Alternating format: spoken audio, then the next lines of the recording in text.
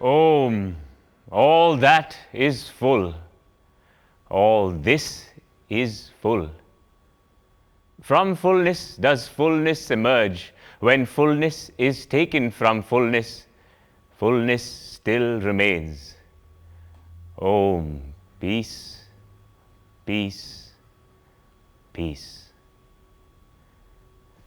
This magnificent declaration of the truth forms the invocatory shloka of the Ishavasya Upanishad. The Ishavasya Excuse me? Yes? This fullness, that fullness, what is the difference? I don't understand. We can interpret this fullness as the everyday world that surrounds us, the sensory world. And that fullness? It is the ultimate truth. That state of being which is perfect and pure and craves nothing. That fullness is the source of this fullness, our world. Even when this fullness is taken from that, fullness still remains. This and that are actually one and the same. Truth. Only a veil separates them. The veil is your dividing mind. Rip off the veil, and all differences disappear. But what is this truth? That from which all beings are born, that in which being born they live, and that unto which in the end they enter. Know that. That is the truth. That is Isha. The Ishavasya is among the first of the Upanishads and one of the shortest. Its 18 verses of profound poetry are found in the last chapter of the Yajurveda. The underlying theme that runs through all its mantras is Isha alone is real. All else is unreal.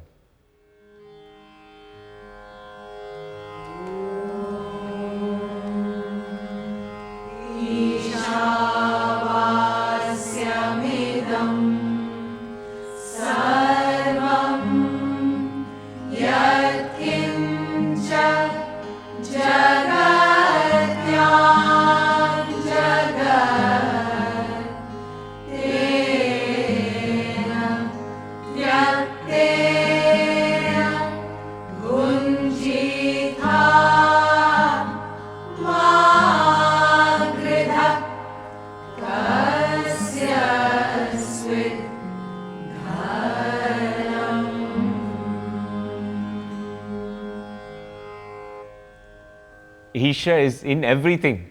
Anything that moves in the universe itself, which is moving, is enveloped by Isha. Everything belongs to Isha. So just let go and rejoice. Whose wealth is it anyway? Who am I? Why am I here? How and where do I find real happiness? These are questions that haunt all of us. As we looked for answers to these questions, we found a resonance between the journey to self-realization through the Ishavasya Upanishad and the seeking of all-pervasive love through the Masnavi of Jalaluddin Rumi. Maulana Jalaluddin Rumi founded the order of the whirling dervishes in the 13th century in Konya, Turkey. He was a great mystical poet and spiritual master who believed that the path to truth lay in universal love and in letting go of the individual ego. Soham Asmi. He am I. Anal Haq. I am truth.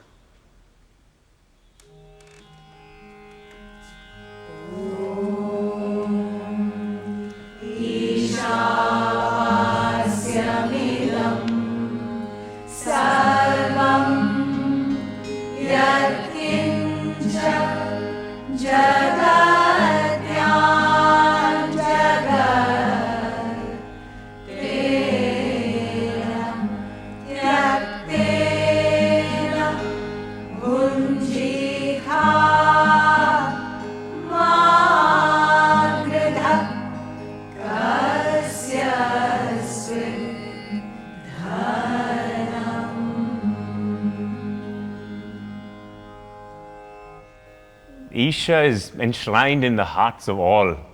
Everything belongs to him. Do not covet anything. Your body and mind are simply inert matter until vitalized by a life force. So, so what you're saying is that Isha lives within me, and you, and everything else. It permeates all matter, living and non-living. But in the rush of our daily life and our preoccupation with the objects around us, we are blind to Isha. Is that right? Exactly. Extricate yourself from this jungle of sensory perceptions. Let go of the form and find the unchanging truth behind it. And you can do this wherever you are, even as you live in this material world.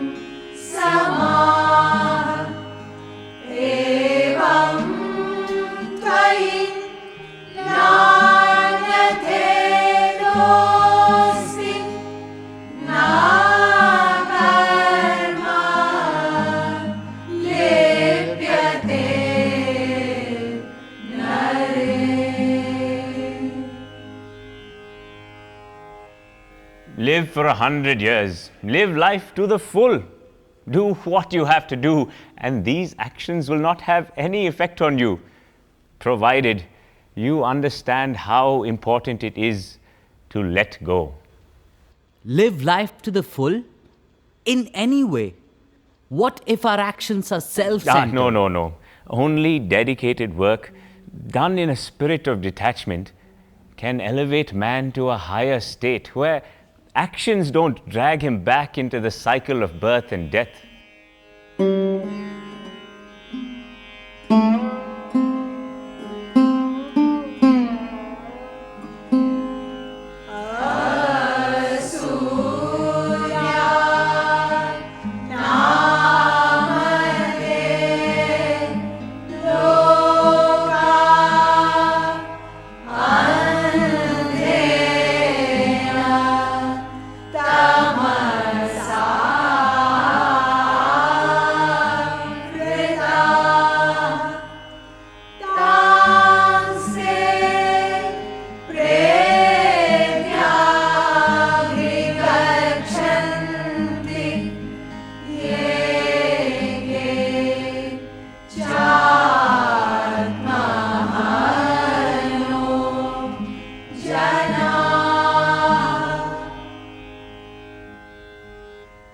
Those who deny the inner reality, who think that this world is all that is real, that there is nothing more than what they see around them, go into dark, demonic worlds. Wake up. Look. There is something beyond this physical body. A man has lived many years in a city. As soon as he goes to sleep, he beholds another city, and his own city vanishes from his mind. He does not say to himself, "This is a new city. I am a stranger here." He thinks he has always lived in this city and was born and bred in it. What wonder then if the soul does not remember her ancient abode and birthplace, since she is wrapped in the slumber of this world like a star covered with clouds, especially as she has trodden so many cities, and the dust that darkens her vision is not yet swept away.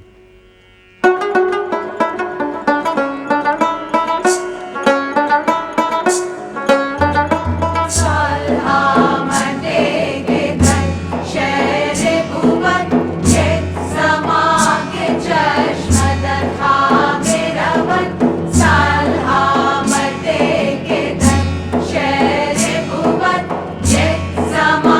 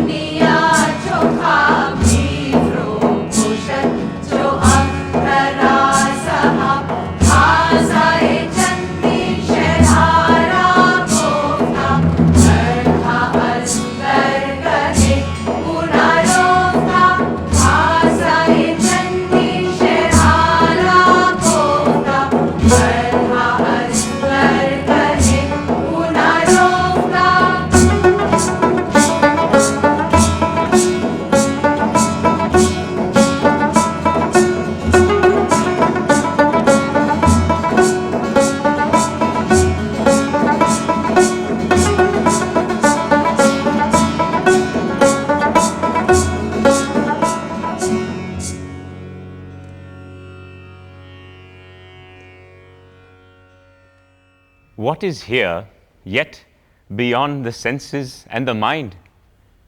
What stands still, yet outruns those who chase it? It is Isha. The star veiled by clouds is motionless and all-pervading. The soul, the Atman, by existing everywhere, is motionless and faster than the mind.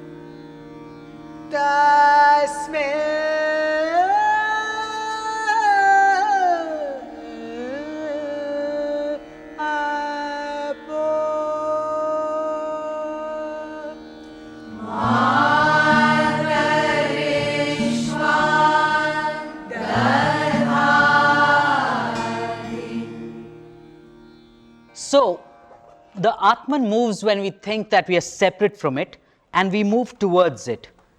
But when we understand that we are not separate from the Atman, there can be no movement, right? Yes, the Atman does not move because it is all-pervading. Abandon your senses, for they are too slow to overtake the Atman. It is the substance of all movement. It is life. Without it, nothing can exist. From the Atman has emerged space, the sky, air, water, all that sustains and nourishes life. But how do we grasp something which is beyond the senses? What do we look for? What is the form? What is the name? Why are you clinging to a name? It will only lead you to bitterness and disappointment. Let go of the name and look for the essence. This will lead you to the truth. Differences arise only because we cling to name. When we let go, you will be at peace.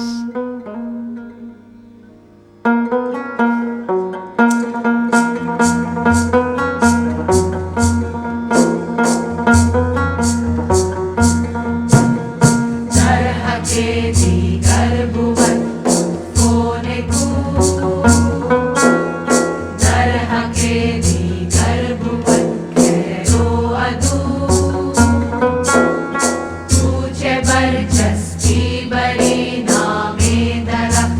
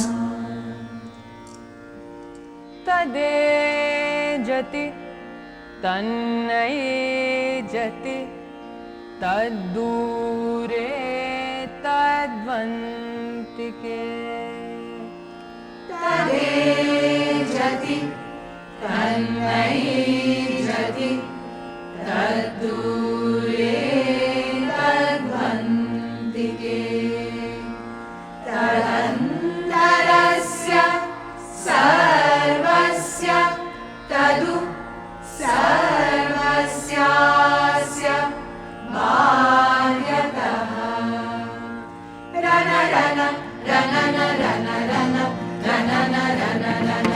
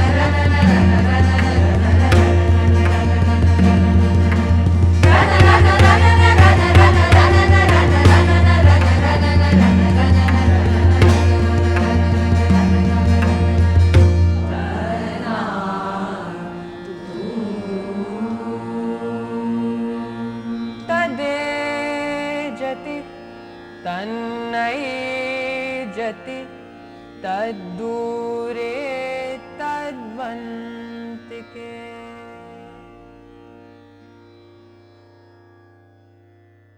The Atman moves and it moves not. It is far and it is near. It is within all this and it is also outside all this. Wait. It is far and it is near? What do you mean? It is far and it is near. Let me tell you a story. Once upon a time, a king heard from a learned man that in India there grew a certain tree, the fruit of which, if eaten, would ensure everlasting youth and immortality. He became obsessed with a desire to eat this fruit and sent his envoy to India to look for it. The envoy wandered about the land for years looking for this wondrous fruit. Roaming from town to town, from mountain to valley, from island to plain, people scoffed at him, misguided him, caused him much grief, and the tree with its fruit eluded him. Exhausted and despairing, he resolved to return empty-handed to his king. Then he met a hermit who asked him why he was so sad. On hearing the envoy's tale, the hermit said, "The tree that you really seek is the tree of knowledge, which is very high, very strong, and very vast." "You have been looking for the form of a tree," he said, "not the essence. Sometimes it's known as the tree, and sometimes the sun, sometimes the sea, and sometimes the cloud." It is far.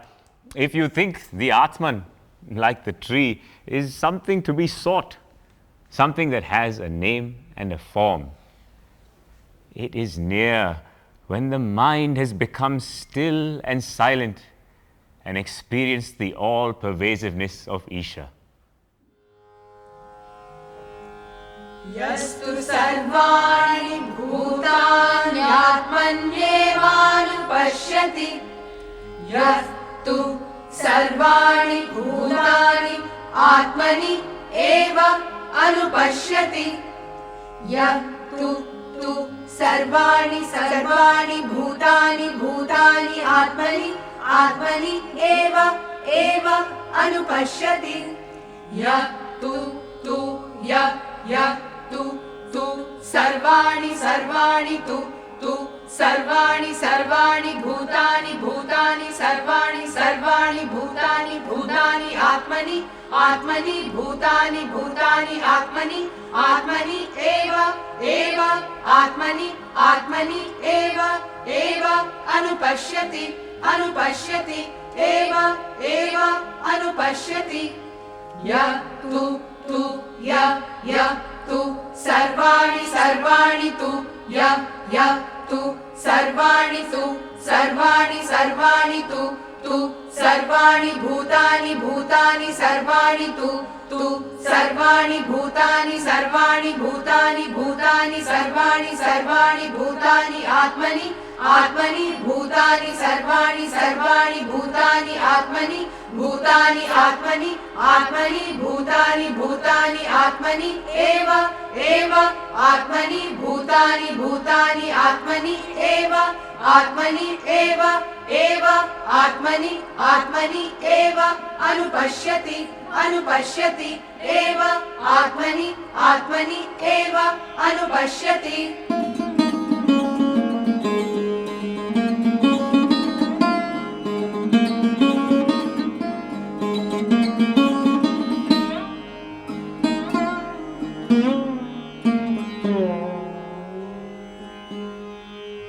Yastu sarvani bhutani atmanyevanupashyati. Sarvabhuteshu chatmanam tatonam vijugupsate. He who sees himself in all beings and all beings in himself does not feel any hatred or revulsion. To put it simply, there is no longer an artificial wall between you and me. We are no longer separate beings. The single light of the sun in heaven becomes 100 as it shines in the courtyards of 100 houses. But when you remove these walls, the scattered lights become one.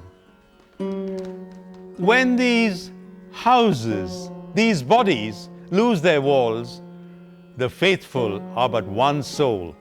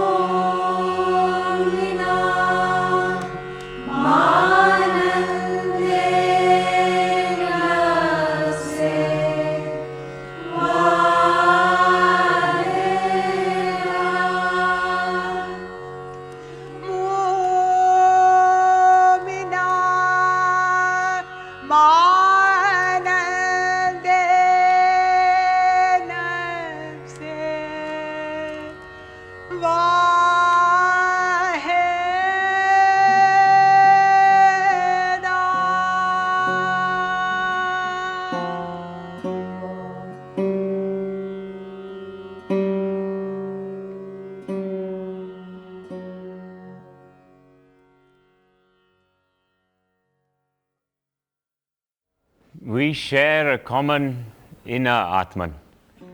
Ishavasyam idam sarvam, yat kinchan jagatyan jagat.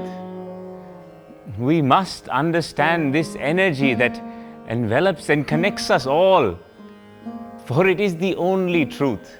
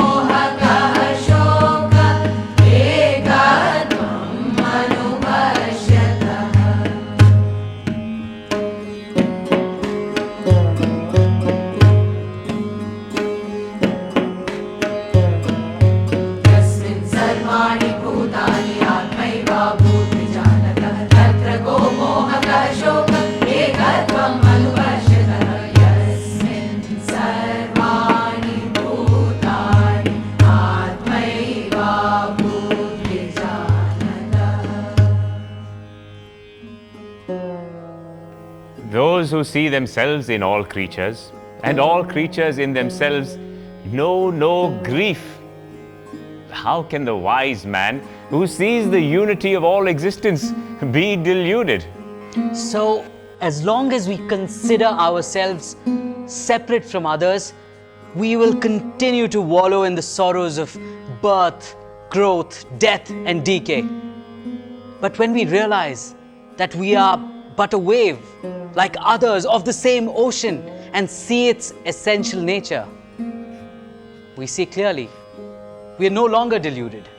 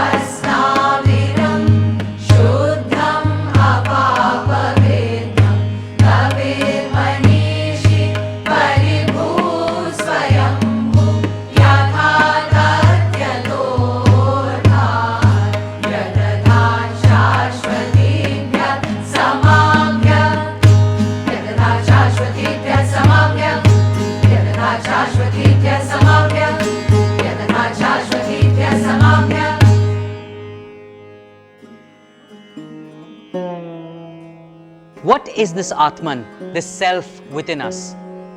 The Atman that exists in itself is radiant, pure, all-pervading, all-encompassing, without form or body, unblemished, wise and omniscient. It is the Atman that holds the cosmos together.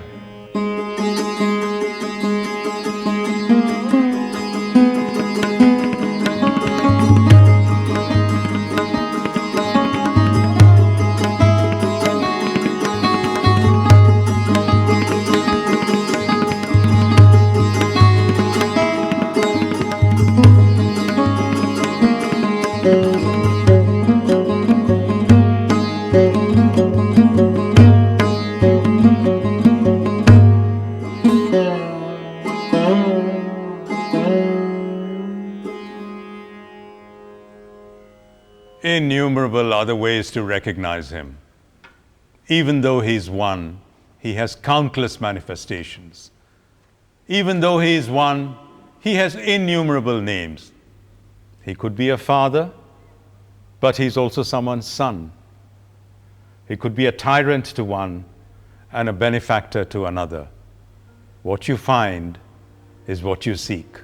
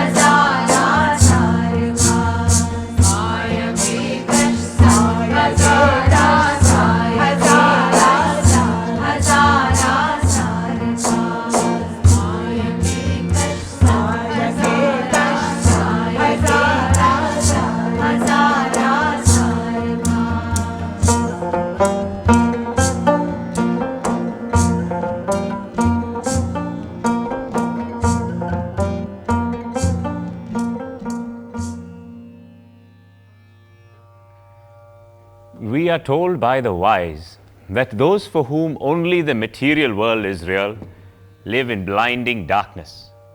And those who believe that the inner world of meditation alone is real live in greater darkness still. The first, avidya, leads to a life of action. The second, vidya, to a life of meditation.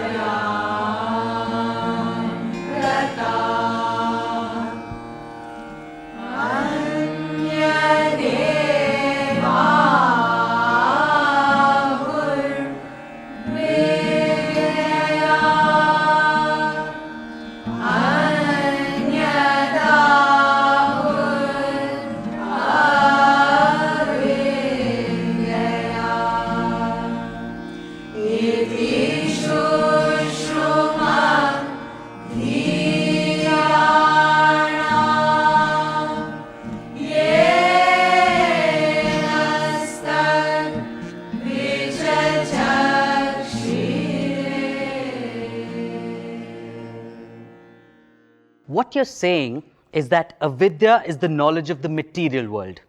If we worship it and yearn for sensory pleasure, it will lead to the darkest corners. That's right. Andam tamaha pravishanti, ye avidyam upasate. There is no doubt about that at all.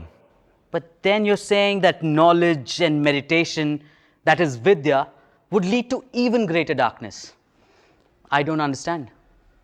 Both avidya, that is worldly knowledge, and vidya, which is meditation, fuel individual ego and pride and lead to blinding darkness. An arrogant graduate was traveling in a boat. He asked the boatman if he had ever studied languages. The boatman said no.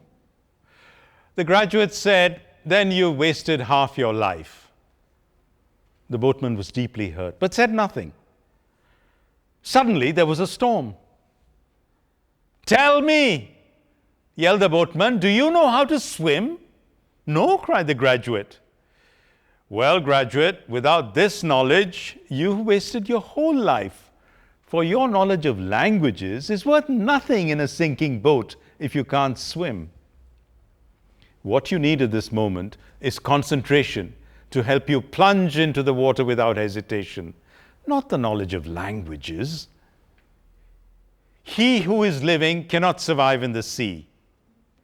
Just as the waters of the ocean will only throw you up to the surface when you are dead, so will you float only when you immerse yourself without resistance.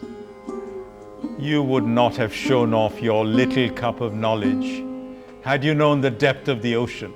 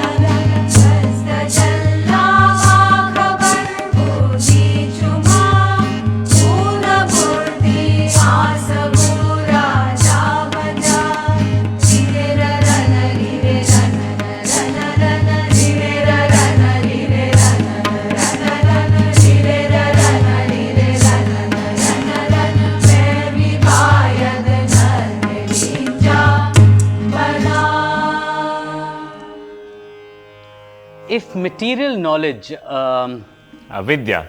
avidya, and meditation, vidya, That's right. both lead to individual pride and ego, How can we catch a glimpse of immortality?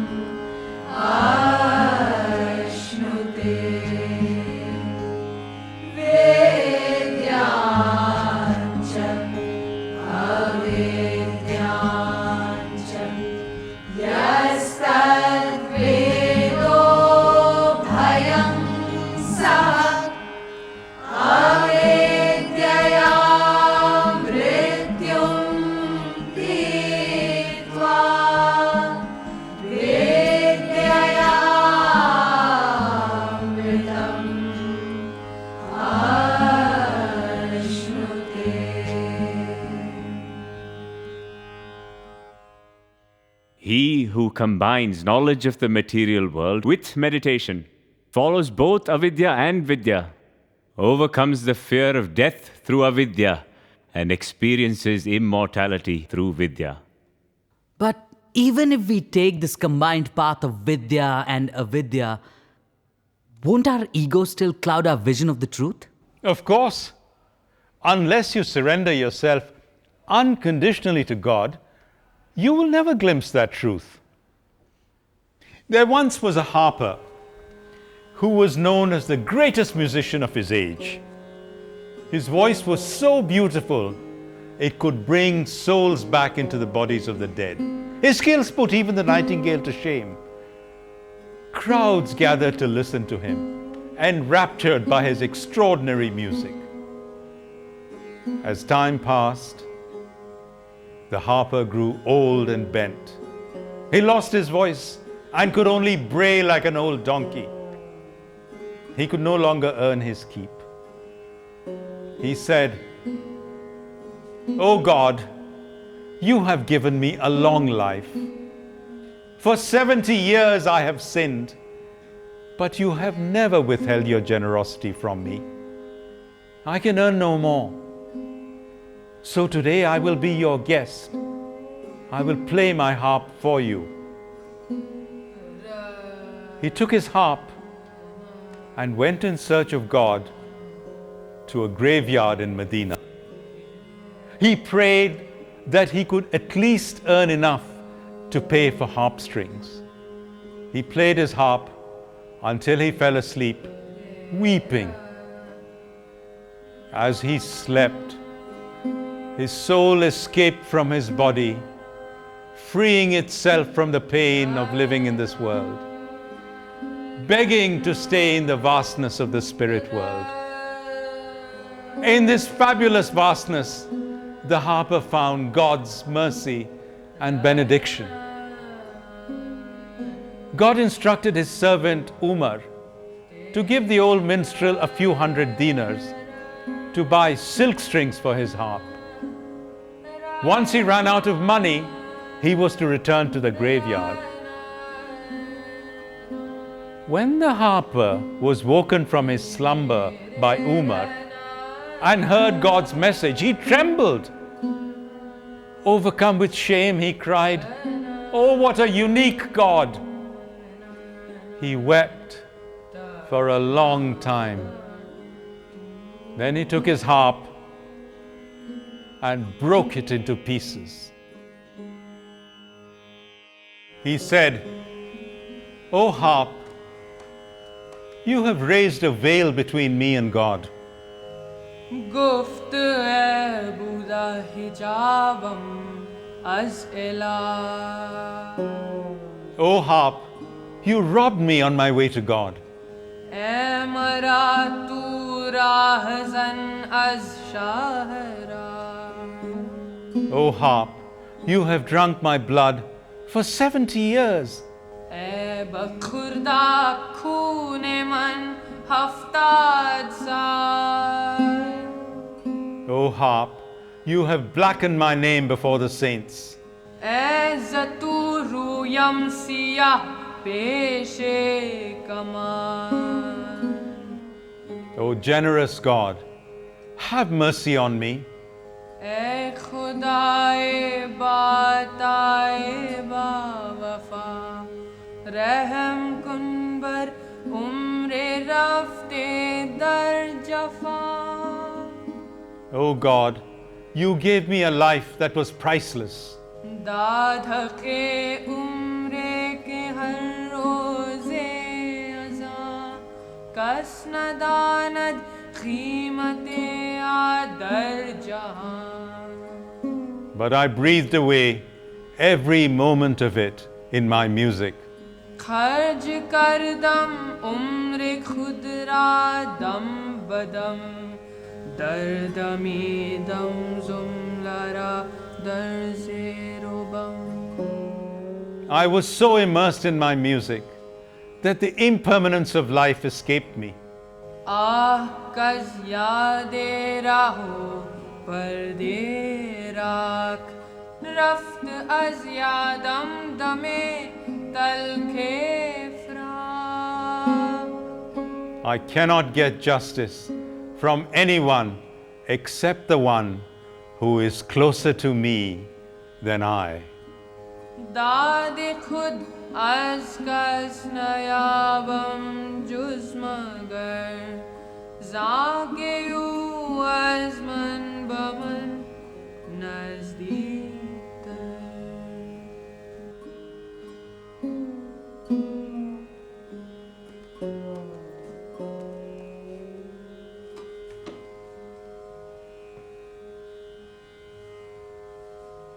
I suppose you can say that the mortal minus the ego, like the harper without his harp, is the immortal truth. Birth and death, decay and disease, bondage and liberation, sorrow and joy, success and failure are all experienced by the ego. Surrender the ego, and there is no fear of death.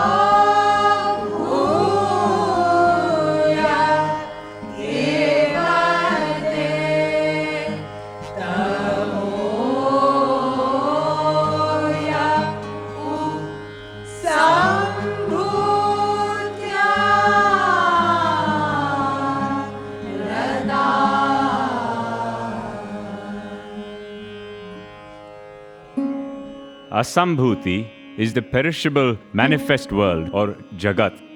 Those who worship Asambhuti fall into blinding darkness. Sambhuti is the unmanifest pure being or Isha.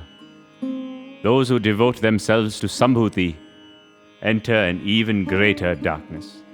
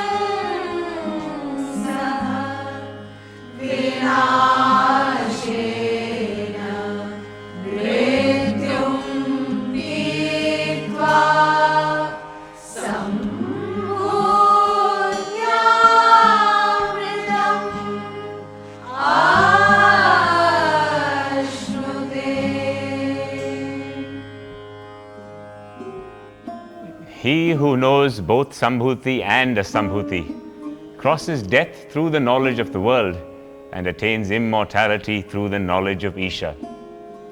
Understanding Sambhuti and Asambhuti means giving equal importance to both in the way you live. As you cope with the demands of the world and pursue your search for the truth, you reach a maturity of understanding. At that stage, the manifest drops away like a baby slipping out of the mother's womb at birth. And we reach that wondrous garden, the bounty that surrounds and reaches within, removing all boundaries. There was a woman who gave birth every year, but no child lived longer than a few months.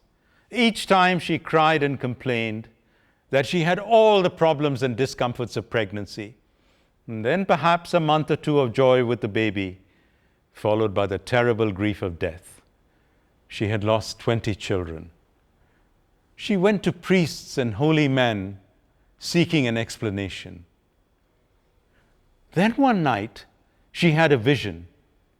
She saw an everlasting garden full of flowers, the most beautiful garden she had ever seen. She saw her name on a palace and heard spirits saying, "You have done much service to God. This bounty is a reward for your constant devotion." She entered the palace and found all her young. At this sight, she collapsed with joy. "You were lost to me," she cried, "but not lost to God. Residing here beyond my eyes, but within my spirit still." This realization takes patience and time. One must do sadhana and continue one's pursuit of the truth with steadfastness and deep understanding.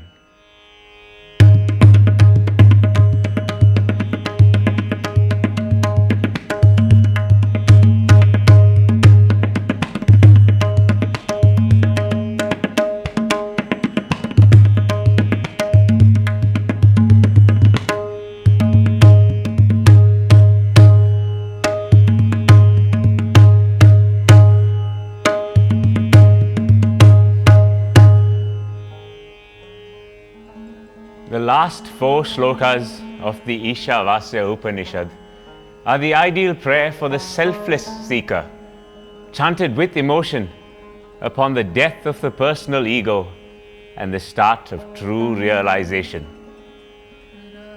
Deep in meditation, the spiritual seeker shakes off the last vestige of ego that veils his true self and prays that he be allowed to see the full, blinding glory of the truth.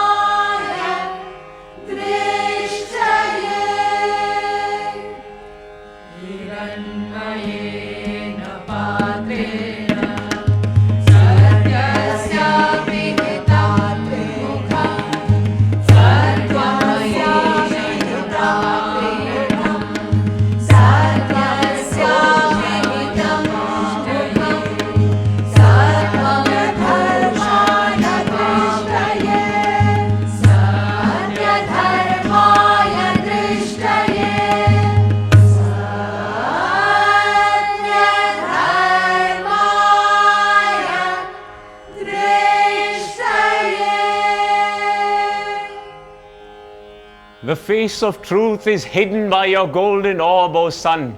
Remove your orb so that I, who am devoted to that which is true, may behold the glory of truth. What is this golden orb that eclipses the true self? Is it the glamour and glitter of the material world?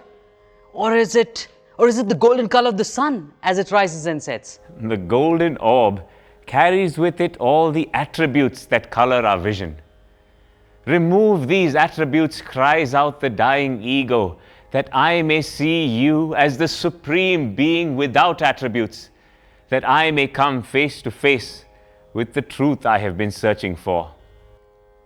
On the banks of a stream stood a high wall, and on top of the wall sat a sad, thirsty man. The wall prevented him from reaching the river, and he was desperately thirsty, like a fish that had been pulled out of water. Suddenly, he threw a brick in the water, and the sound of the splash reached his ears like the words spoken by a sweet and loving friend, making him drunk as if it were wine.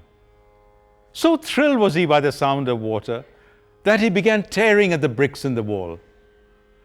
"With each brick, I get closer to the running water," he said. Each brick I remove makes the wall go lower. Prizing out these bricks brings me closer to God in all humility. As long as this wall stands high and proud, it prevents me from bowing my head to you.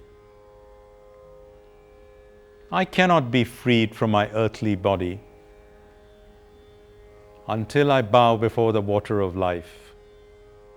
The greater the thirst atop the wall, the quicker the brick must be ripped.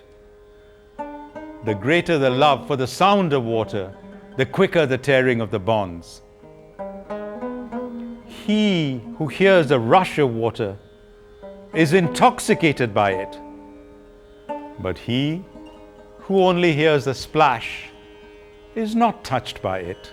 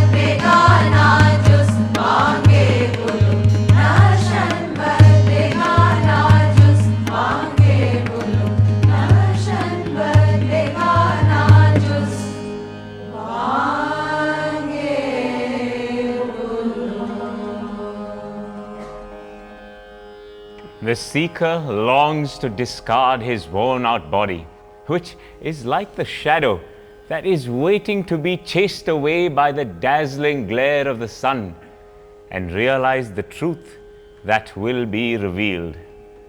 We race hotly after the lover, but when the lover comes, we are absent. You are a lover of God, but he is such that when he comes, there is not a hair of you remaining, for with his look, 100 like you will wither away. You're like a shadow in love with the sun. When the intensity of light appears, you vanish, chasing yourself away.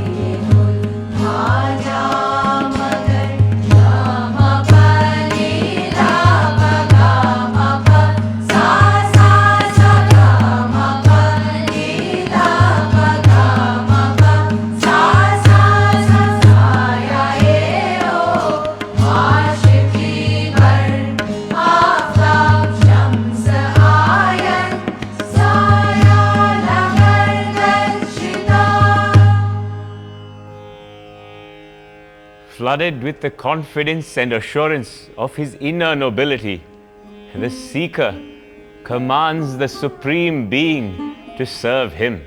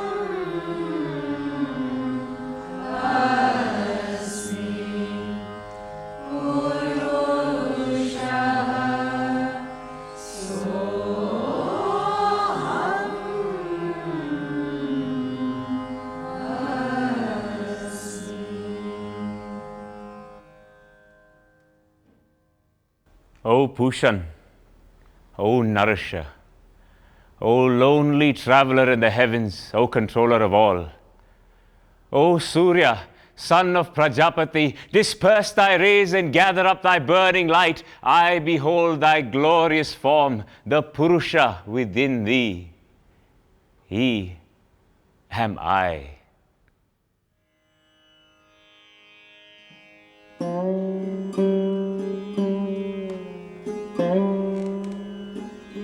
A man knocked at the door of his friend's house.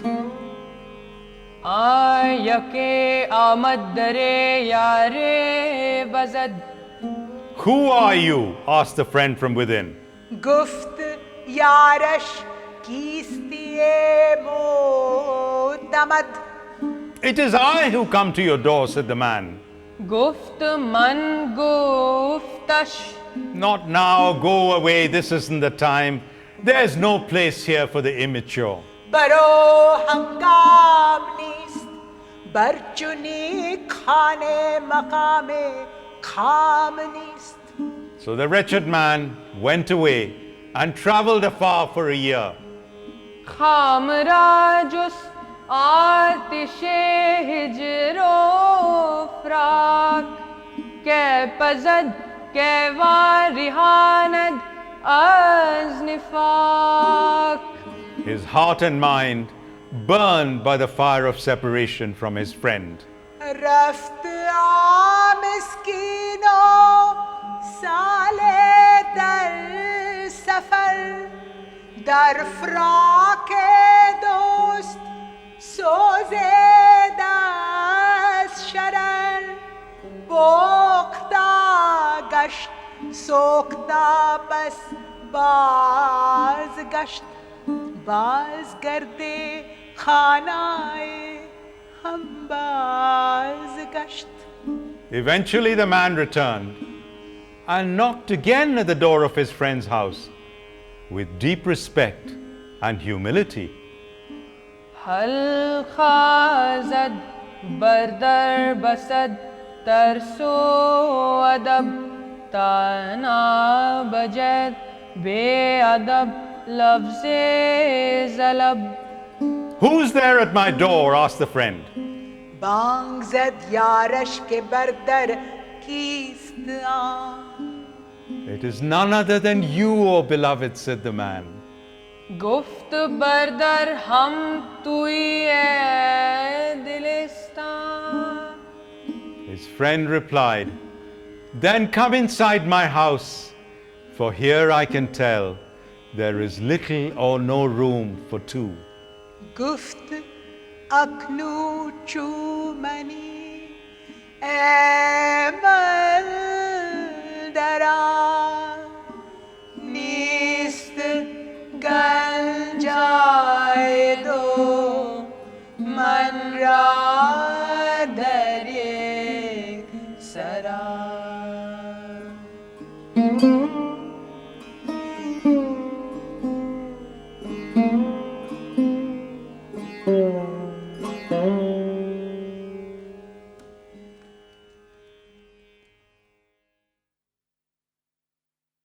Transcending mind and intellect, the ego surrenders to the truth.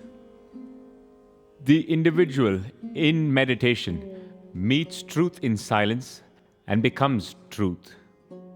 Soham asmi, he am I. That essence is not different from my own inner essence. I exist because of it. If that is not, then I am not. The wave that has realized itself understands and experiences the ocean. The knower of Isha becomes Isha. Let us suppose I have become Isha. I have become reality. My ego has disappeared. It has merged into Isha. How will I then feel about all my possessions? About my body? What will my mind be like? Will it be there? My breath, my intellect? Or will they all disappear?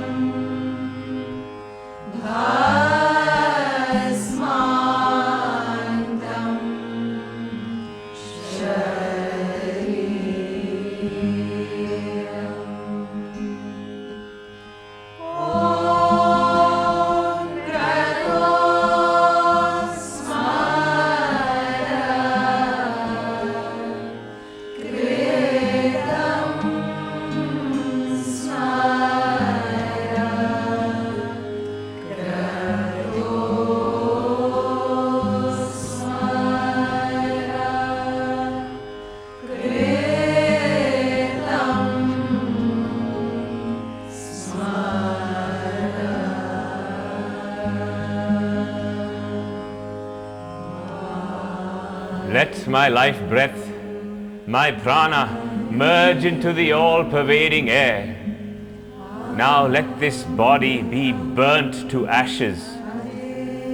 Om, O my mind, remember the good deeds of the past. Oh, remember what you did.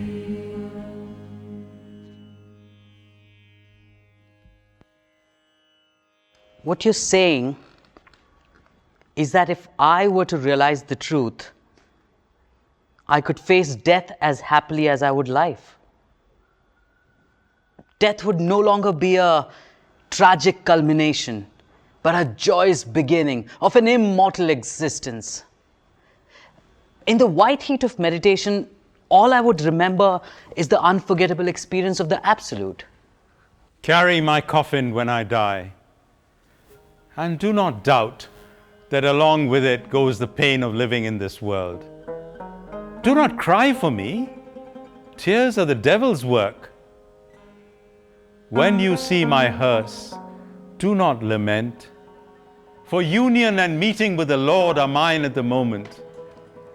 When my coffin is lowered in the ground, do not bid me farewell, for the grave merely hides paradise from all and sundry. Like the sun and the moon that set and rise in harmony, when I go down, I will arise. The buried seed is growing. Why doubt its growth? This seed of man. Lower the bucket, and it comes up full. Who complains at the well? Do not sigh and lament as you go down. Go quietly into the other world, for you are going into no space.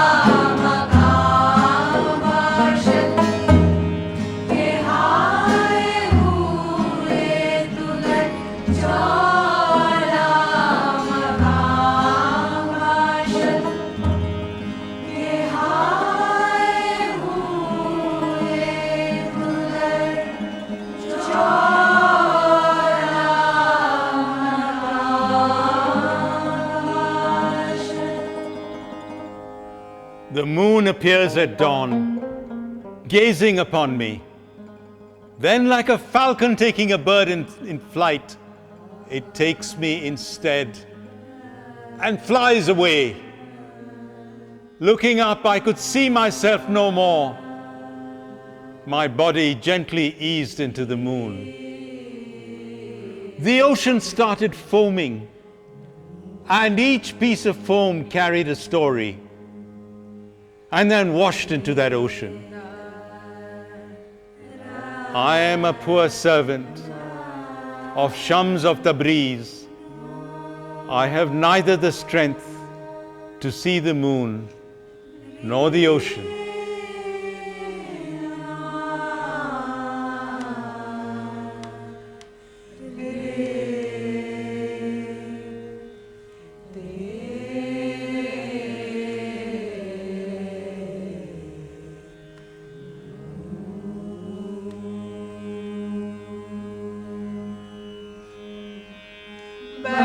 चरखे सहरगाह यज्ञ माया शुद्ध अज चरख फ्रोदामदो धर्मानिका शुद्ध चूबाज के बरबायन मुर्गे बगहे से बरबुवन भला माहुवर चरख दमाशु दर खुद छू नजर करदम खुद रावंदीरम जीरा के धरामान तनम अस्लुत्फ चुजाशु दर जांचू सफर करदम जुज़्मान नदीदम तासिरे तजल्ली अज़ल जुमला बयाशुद आबहर कफी कर दो बहर मारा अज़ाकफ नक्शी से फला मदो जिस्मी से फलाशुद हर पारा है कफे जिस्म कज़ा बहर निशाया दरहाल गुजारे दो दरा बहर रमाशुद बेदौलते मखदूमी शम्सुल हक़े तबरेज़ नेमान तबादी तनोने बहर तबाशुद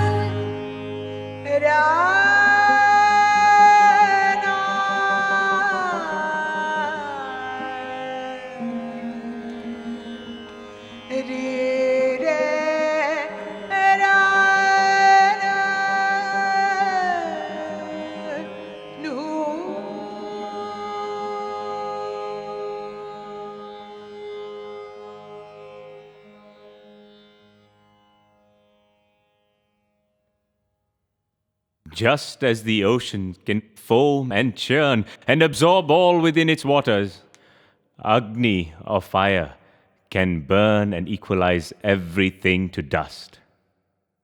Agni is the fire of meditation, the white heat that vaporizes the ego and reveals the inner self. O Agni, lead us by the good path to eternal joy. You know all our deeds. Destroy the deceit in us, we who bow and pray again and again. Says Rumi, I will light such a fire of grace that the least spark consumes all sin and necessity and free will. I will set fire to the tenement of man and make its thorns a bower of roses.